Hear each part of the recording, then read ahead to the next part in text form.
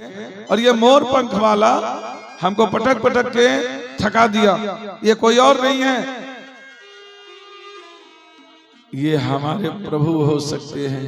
किसी में वो सामर्थ्य नहीं जो जामवंत को थका दे।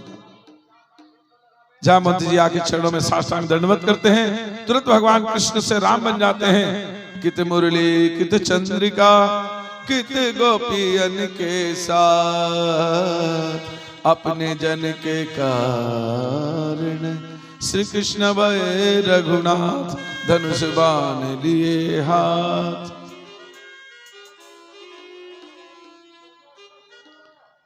और इस तरह से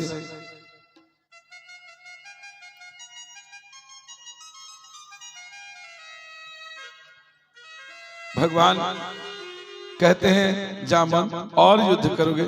नहीं प्रभु, हमने आपके ऊपर हाथ उठाया है, मेरे हाथ को काट दीजिए। मैं जीना नहीं चाहता प्रभु। क्या मैं इसलिए जी रहा था अपने प्रभु के ऊपर मैं हाथ उठाऊंगा? मुझे रो रो नरक में डाल दीजिए।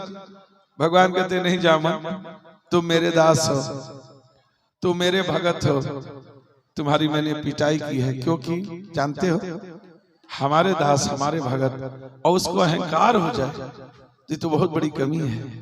तुम्हारे अहंकार को घटाने के लिए हम तुम्हें पटक पटक के मारे, इतनी पिटाई की, तो तुम्हें हम सजा नहीं देंगे। हमें खुद इस बात का दर्द है, हम अपने दास को मारे हैं। जो मेरे तरफ से लड़ाई किया, युद्ध किया राक्षसों से और विजय प्राप्त किए हम तुम लोग को सहयोग से, और तुम्हारी हमने पिटाई की, हमें इस बात का दर्द है। लेकिन हम करें क्या? तुम्हें अहंकार हो गया था जिसके कारण हमें करना पड़ा। जामवंत तुम वरदान मांगो। उल्टा वरदान कहते हैं मांगने के लिए। तो जामवंत जी ने कहा प्रभु, एक कन्या के पिता को और क्या चिंता का बात होगा? मेरी कन्या है, मैं ऋषि जाति का हूं, मैं भालू हूं, मैं कहां जाऊंगा इसके लिए योग्य वर खोजने के लिए? और प्रभु आपसे भी योग्य वर हमारे कन्या को प्राप्त होगा? कहीं नहीं मिलेगा प्रभु। अगर आप हमारे ऊपर प्रसन्न हैं तो हमारी कन्या को अपना ले आप। कल की रात्रि में विराम दिया गया। अच्छा, द्वारकाधीश भगवान के साथ राजकुमारी रुक्मिणी जी का विवाह हुआ। रुक्मिणी महारानी और द्वारकाधीश भगवान अपने द्वारकापुरी में विराजमान है। वहीं से कथा आगे बढ़ी है। तो रुक्मिणी महारानी और दूसरी हो गई जामवती जी। भगवान ने कहा ठीक है जामवंत, हम तुम्हारी कन्या को अपनाते हैं। और जामवती जी का हाथ भगवान द्वारकाधीश के हाथ में धरा दिया। जब भगवान जाने लगे तो जामवती जी ने कहा प्रभु, कन्यादान खाली नहीं, कुछ तो भेंट ले लीजिए। सुमंतक नाम का जो मणि था वो दे दिया गया द्वारकाधीश भगवान के हाथ में। उसको लेकर के द्वारकापुरी आए हैं। रास्ते में कहते हैं कि सुनिए जामवती जी, आप ऋष कन्या हैं, आप भालू की बेटी हैं, इसलिए आपको काला काला जो है ना, ये केस, ये चूल कहीं कहीं, ये सब है ना, पूरे शरीर में काला काला केस, थोड़ा थोड़ा थोड़ा थोड़ा था, बहुत ज्यादा नहीं, क्योंकि ये कन्या है। भगवान कन्या पर विशेष कृपा करते हैं। भाई भले कुछ हो जाए, लेकिन जो लड़की होती है ना कन्या, उसको भगवान थोड़ा खूबसूरत बनाते हैं। कुछ न कुछ उनमें अच्छाई दे देते हैं ताकि वो अच्छी लगे। तो अच्छी थी, देखने में सुंदर थी, बहुत बढ़िया, लेकिन भालू की बेटी थी। थोड़ा थोड़ा उनको काला काला केस जो है ना शरीर में था, मुख में जहां तहां था। भगवान कहते हैं कि सुनिए जामवती जी, मेरी मैया तपस्विनी है, वो जो वचन दे देगी वो हो जाएगा। इसलिए आप बोलना कुछ नहीं, पल्लू मत छोड़ना। मेरी मैया आएगी मुख देखने, दिखाना मत। जब मैं कहूं तो तुम पल्लू छोड़ देना। तो जब लेके द्वारकापुरी आए तो देव की मैया बोली, अरे अरे कन्हैया, ये कौन है? बोले हमारे दास की बेटी है मैया, हमारा एक बहुत बढ़िया दास है जिसका नाम है जामवंत, और उसकी ये कन्या है, उनकी बेटी है। उन्होंने कहा, और जानती हो वो दास हमारे जो है वो ऋष है, हाँ भालू है। और उन्होंने कहा कि हम कहाँ जाएंगे इसके लिए योग्य वर खोजने, आपसे योग्य वर कौन मिलेगा, आप ले जाइए। तो मैया हम ले आए। वाह, बहुत बढ़िया किया बेटा, बहुत सुंदर किया। इतना बड़ा द्वारकापुरी बसा है, रहने वाला कौन है? एक रुक्मिणी, एक तू, 2 4 10 और उतना पूरा बना हुआ। ठीक किया है, रहेगी। बेटी देखे तू कैसी है। तो जब इधर से आई तो इधर घूम घूम, फिर घूम के इधर से आई तो फिर इधर घूम गई, तो मुख नहीं दिखा रही है। तब देवकी मैया ने कहा, अरे नखरे क्यों कर रही है, रुक्मिणी से तू कम सुंदर है, मैं जानती हूँ। रुक्मिणी से कम सुंदर साधारण सुंदर हुआ।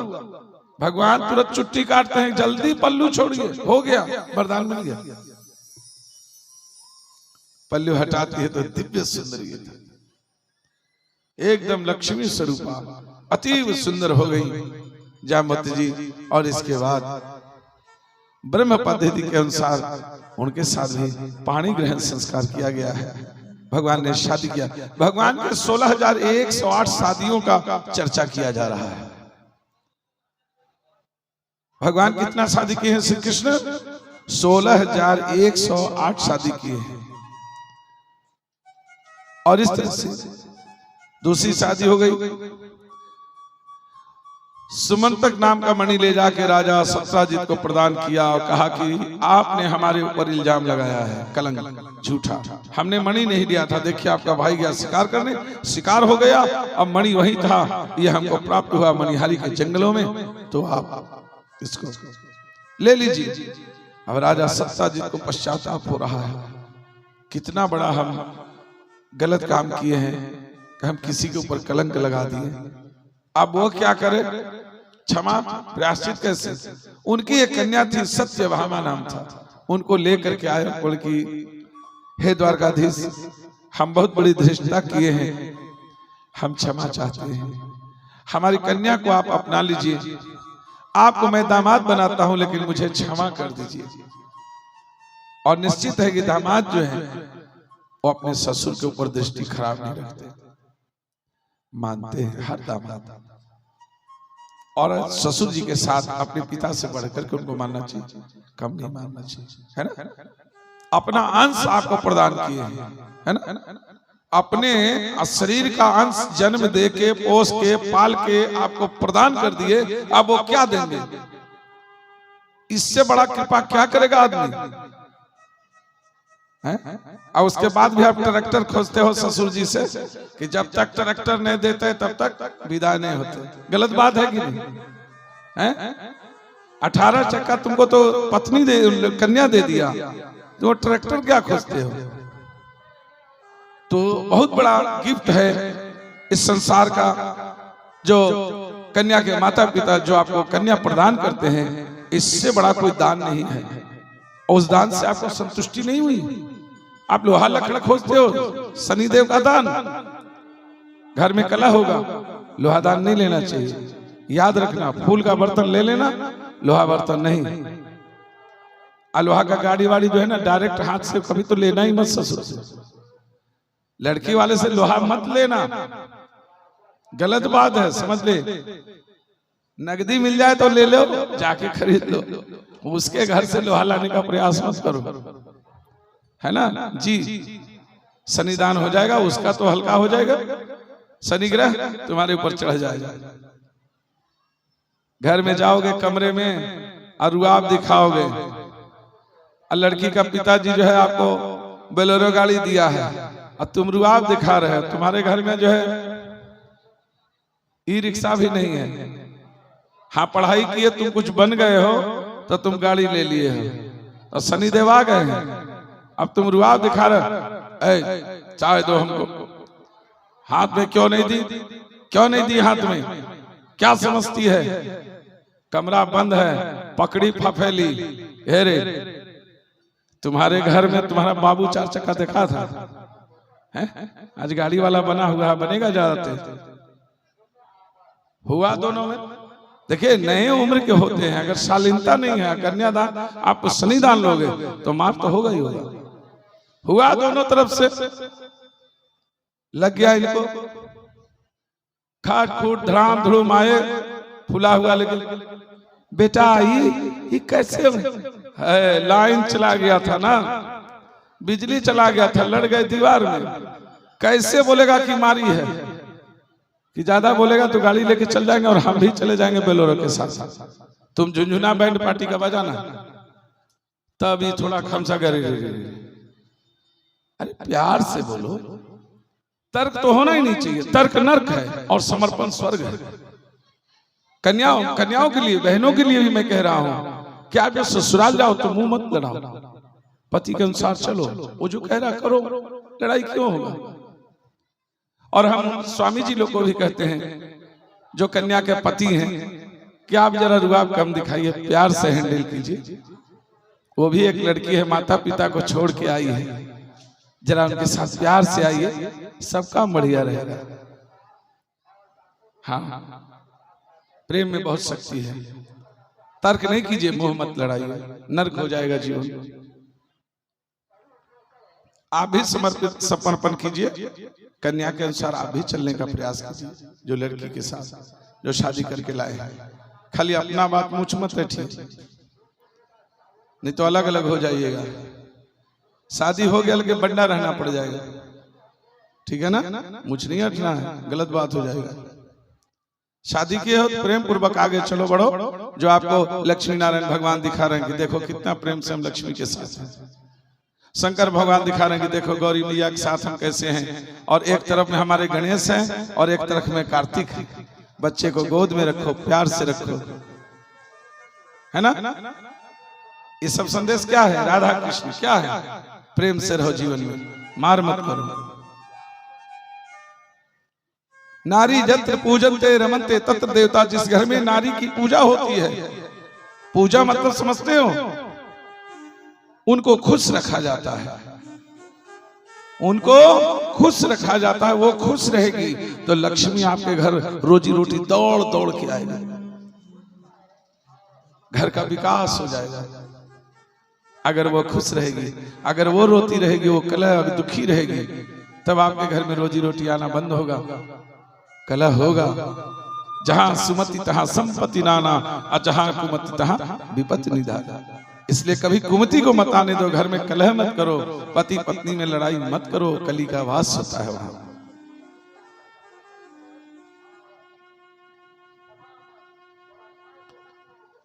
आइए प्यारे भक्तों, ये बात सब तो सत्य है, अच्छा है। आगे बढ़ते हैं। इस तरह से सत्यभामा जी को ला करके आप अपनी कन्या का हाथ द्वारकाधीश भगवान को दे देते हैं और कहते हैं हमें क्षमा करे हे द्वारकाधीश, और ये जो मणि हमें आपने दिया है, ये मणि आप उपहार में ले जाएं। जो प्रेम से दिया लिया जाए वो उपहार कहा जाता है, और जो देना होगा दबाव, ये दहेज है।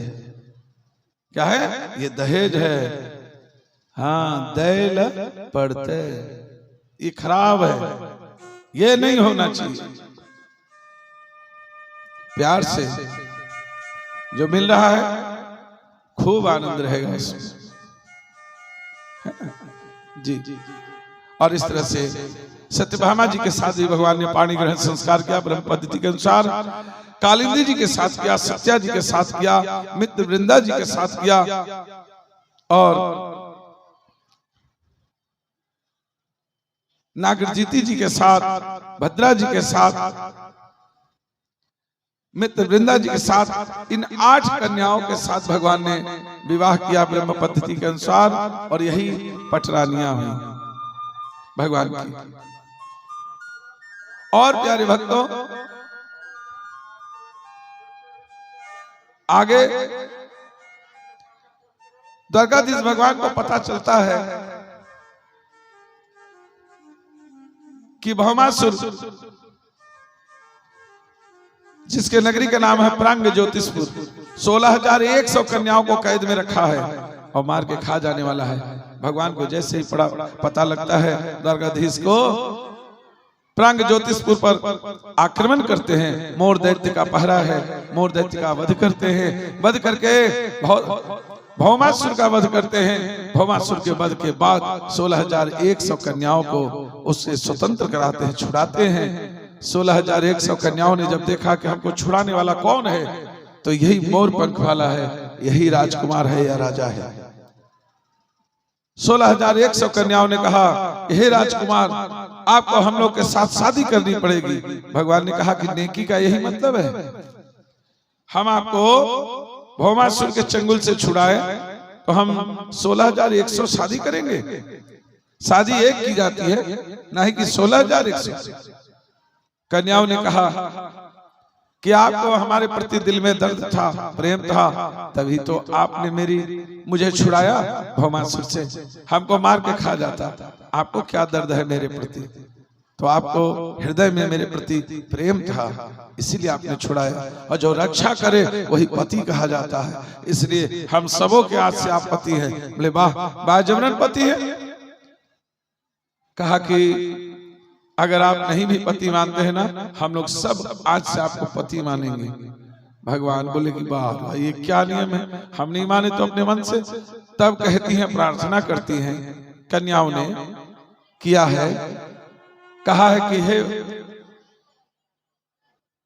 द्वारकाधीश, हम इतने दिन रह गए भौमासुर के पास, मुझसे शादी कौन करेगा ये बताइए। समाज में हमको इज्जत कौन देगा, मान कौन देगा? आप ही तो हैं अमानी ना मान देना। अमानी को मान देने वाले भगवान और भगवान के भक्त। भगवान के भक्तों का भी लक्षण बताया गया है। ये भगवान कहते हैं कि आमीदास, आमीदास मैंने मैं दास हूं, मैं दास हूं, सेवक भगवान का। तो दास का लक्षण होना चाहिए। तृणादपि सुनीचेन तरोहरपि सहिष्णुना अमानिना मान देनः कीर्तनीयः सदा हरि। जी हाँ प्यारे भक्तों,